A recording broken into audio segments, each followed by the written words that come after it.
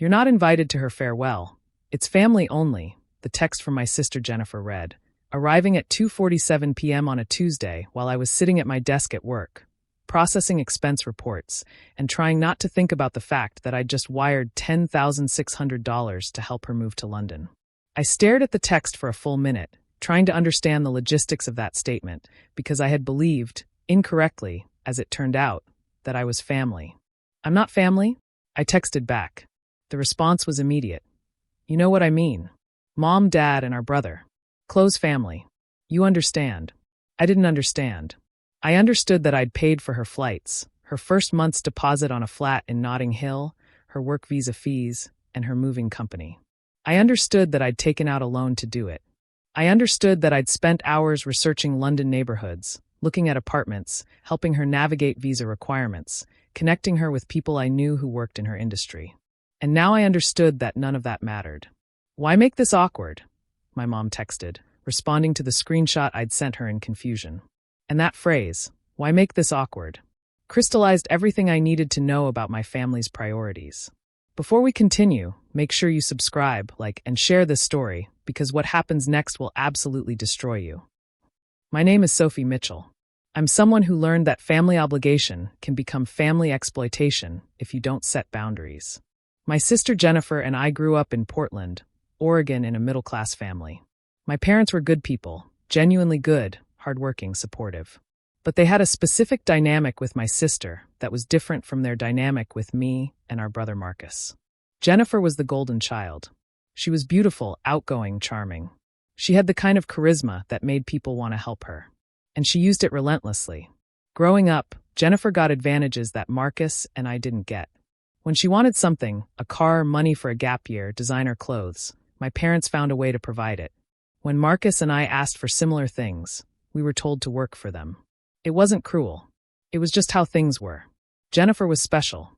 We weren't. I learned early that if I wanted things, I had to make them happen myself. I worked through college. I paid for my own apartment. I built my career through hard work and strategic decisions. By the time I was 30, I had a 6-figure salary, significant savings, and a sense of self-sufficiency that was almost aggressive. Jennifer, by contrast, had drifted. She'd gone to college and dropped out. She'd started multiple business ventures that never materialized.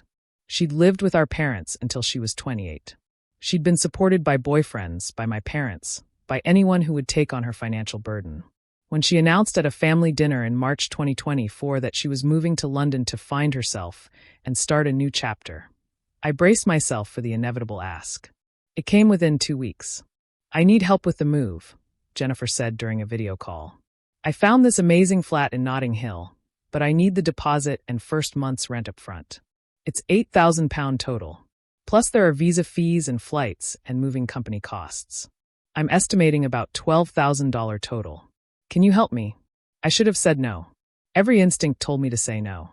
But I also heard my mom's voice in my head. She's your sister. Family helps family. And I heard my dad's voice. You're in a position to help. You should help. So I said yes. I said I would help her. I said I would cover the costs. I pulled together $10,600 from my savings. I negotiated down the moving company costs and found her a cheaper flights option. And I wired the money to her account. Thank you so much, Jennifer texted. I promise I'll pay you back. As soon as I get settled and find work, I'll start repaying you. You're the best sister ever. I believed her. I shouldn't have, but I did. Over the next 8 weeks, I stayed involved in the logistics of her move. I helped her navigate the visa process. I connected her with an ex-colleague who worked in London and could help her job search. I spent hours on video calls discussing neighborhoods, flat hunting, helping her understand London's public transportation system. I was invested in her success because I'd invested my money in her success. The night before her flight, June 14th, 2024, I sent her a message wishing her luck and telling her how proud I was that she was taking this chance. She responded with a heart emoji. That was the last positive interaction we had. 2 days after she arrived in London, she texted the group chat. I'm having a farewell gathering before I start my new life. Just close family. Mom, Dad, and Marcus. It's going to be a dinner at this amazing restaurant I found. Saturday night. I'd love for you guys to be there. I read that message and felt confused. She was already in London. How was she having a farewell gathering? Was she coming back to Portland? I texted her directly. Are you coming back to visit? I'm confused about the farewell dinner. She responded. It's before I fully settle in. I'm doing a week in Portland to say goodbye to people and places before I start fresh in London. But the dinner Saturday is just close family. I still didn't understand what close family meant in a context that excluded me. I asked my mom about it. I think she means immediate family, my mom said carefully. Just mom, dad, Marcus, and their spouses. You know Jennifer, she's probably being dramatic about it. I'm her sister, I said. How am I not immediate family? You are, honey. I think she's just going through something. Let her have this. Let her have this. Let her have my $10,600 and the satisfaction of excluding me from her farewell. Let her have my time and emotional labor and strategic advice, and then let her have the public validation of celebrating her new chapter with family.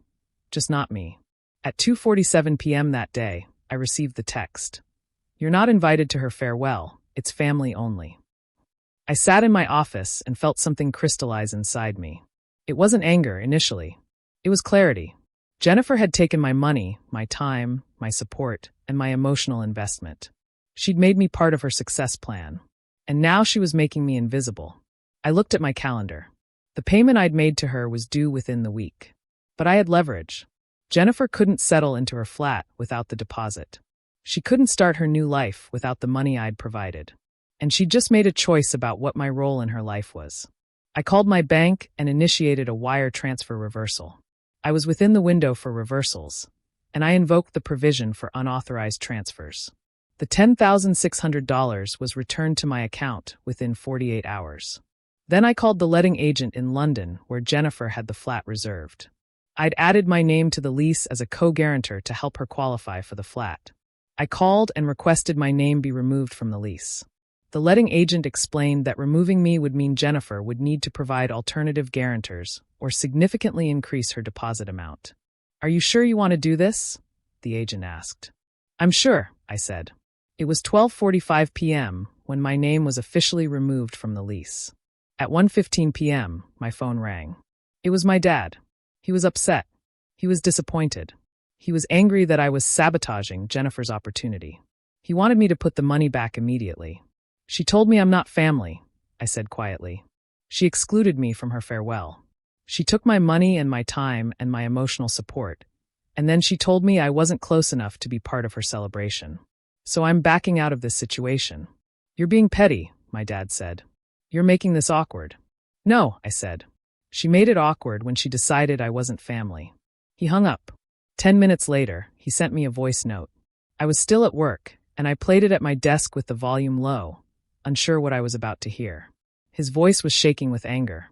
Sophie, I'm very disappointed in you. Jennifer came to you for help, and you're punishing her for having boundaries. She's allowed to have a celebration without you. She's allowed to want to spend time with certain family members. And you're responding by sabotaging her housing situation. I don't know who raised you to be this cruel, but you need to reconsider what kind of person you want to be. You're no longer welcome at family events until you apologize to your sister and fix this situation. I played it twice to make sure I heard it right. My dad was characterizing my sister's exclusion of me as reasonable boundary setting. But my withdrawal of financial support was sabotage and cruelty. My dad was painting me as the villain in a story where I'd voluntarily given money to help my sister, and she'd responded by publicly excluding me and declaring me not family. I didn't apologize. I didn't put the money back.